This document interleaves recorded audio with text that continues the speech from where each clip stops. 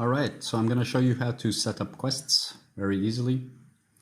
So what we're going to do is we're going to create a quest file that has the quests in it, so the phases like the take and the kill. And we're going to do this for each map in our project because sometimes you need to have a quest file separated inside folders. So follow this technique and you should be set for any kind of map you make. So first thing we're going to do, we're going to go to Window and Quest Assist. And it should show Workshop Campaign here. If it doesn't, right click and do Choose Campaign and choose Workshop from here. Okay. So with this window open, you do right click, create PXSL file. It's the quest file. Under Data and Quests, if this doesn't show, just hit the refresh button.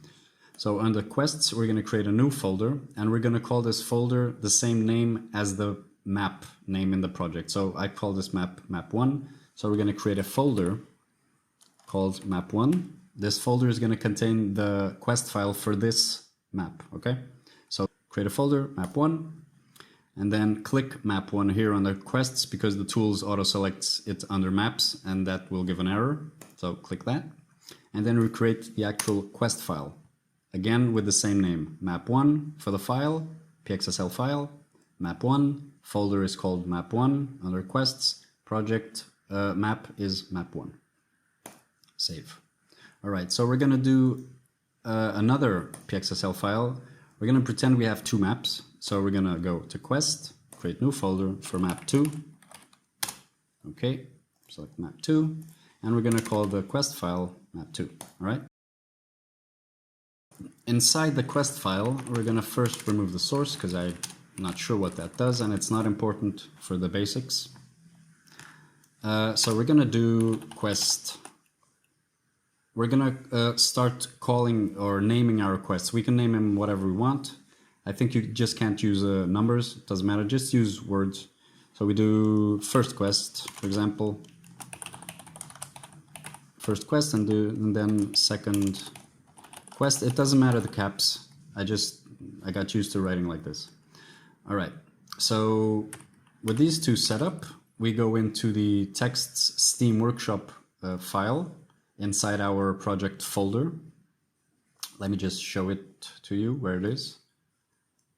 So in the workshop, this is the name of my project. Inside the data folder, it's this text here. Double click. I did that. We open it. And what we're going to add here is a name and a description for each quest we created inside the tools. So all we do is string and we do first quest. It should be the exact same name as in the tools. And then we add the tag name in front of it. This is going to show, this is going to be the name that shows up in the game when the player is in the first quest. So we can do welcome to my map. So that's the first quest. And we add the desk tag. So first quest and desk. So the desk here is the objective that shows up on the map underneath the name. That will always show while the player is inside the first quest. So I don't like this. I don't like to have an objective showing always while the player is doing multiple different things. So what I do is I leave the description alone. You always have to add it to this file here. You always have to add the description or the tag at least. It can be empty, but it doesn't matter. You just have to add it. And then we're going to add objectives for each phase or for each thing we ask the player to do. I'll show you in a bit. So we're going to just finish this up. We're going to add the same thing for quest 2. So second quest. So we're going to say second quest. These names need to always be the same. So second quest, name, second quest, description. We're going to add a different name for this quest. Stay for a while, for example. Right. So we save this, and for now we leave this file alone. It's fine. So we're halfway in setting up these quests. So what we're going to do now is we're just going to write an example of something the player needs to do. So take, so this is going to be the phase that the player does, or the action, take. And then we're going to add objectives for each phase. So for the take, we do objective, and we do take chocolate. I don't know. So what this does is the player would have to find a chocolate, and it picks the chocolate up. And after picking the chocolate up, the first quest would be complete, and it would move on to the second quest, okay? But for this to happen, we need to set up two things. So the first thing is the final parameter. This tells the engine, or the tools, whatever, which quest is the last quest. So this is our first quest, we do final false. And second quest is going to be our last quest, so we do final true. Okay, so if we had a third quest, second quest would be false, and then the third quest, you get the picture, would be true. Okay, so the last quest is always final true, and that is the case for our second quest. The second parameter we need to add is a parent parameter. What this does, and I've already made a mistake, it's not here that we add it. We never add the parent to the first quest. We always add it to the other quests. So what this does is this tells the engine the order in which the quests run. So it doesn't matter if the first quest is written before the second quest. We can actually place it below. But this quest without a parent is always going to run first, okay? So that's what the parent is for. We only leave the first quest above the second quest because it's just easier to read.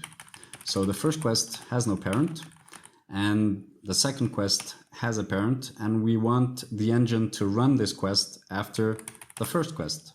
So all we do is say second quest, the parent is the first quest. This makes the engine run it after the first quest finishes.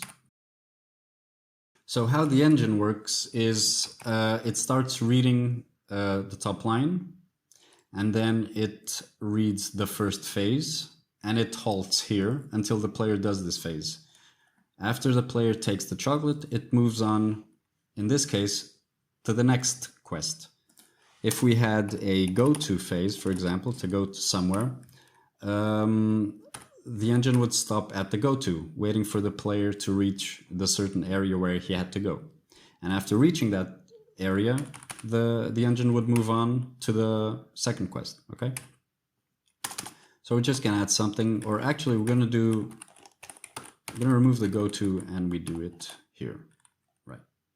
So, and we can add objectives to the go-to. We can add them to pretty much a lot of phases. I'm not going to say all of them, because you can basically add the objectives to phases that require the player to do something. Okay, so because there are phases that don't require the player to do stuff.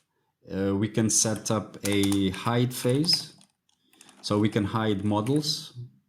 So in this case, for instance, after the player goes to this place, the engine moves on to the next phase, so it hides the models, and then it moves on to the third phase we write, okay? This is incorrect because I have not added an objective, so go to somewhere. So you can see these are now correct. So you start the game off, or the player starts the game off, it starts the first quest, final false, because it's not our final quest. It stops at take, the player picks up the chocolate, the game moves on to the second quest. Because of the parent first quest, it knows which one is the second quest, not because of the name or order, like we talked. And then it halts on the go, the player goes to somewhere, it moves on to the next phase, it hides whatever we do. We can do model object, and we hide some rocks or something. And then it automatically goes to take and waits for the player to take stuff.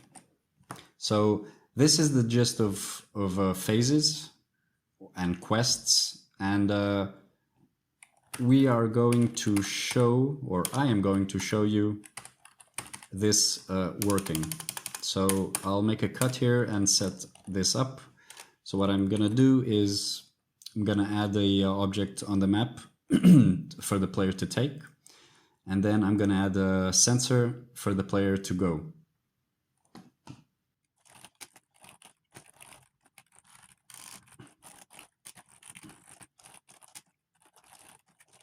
All right.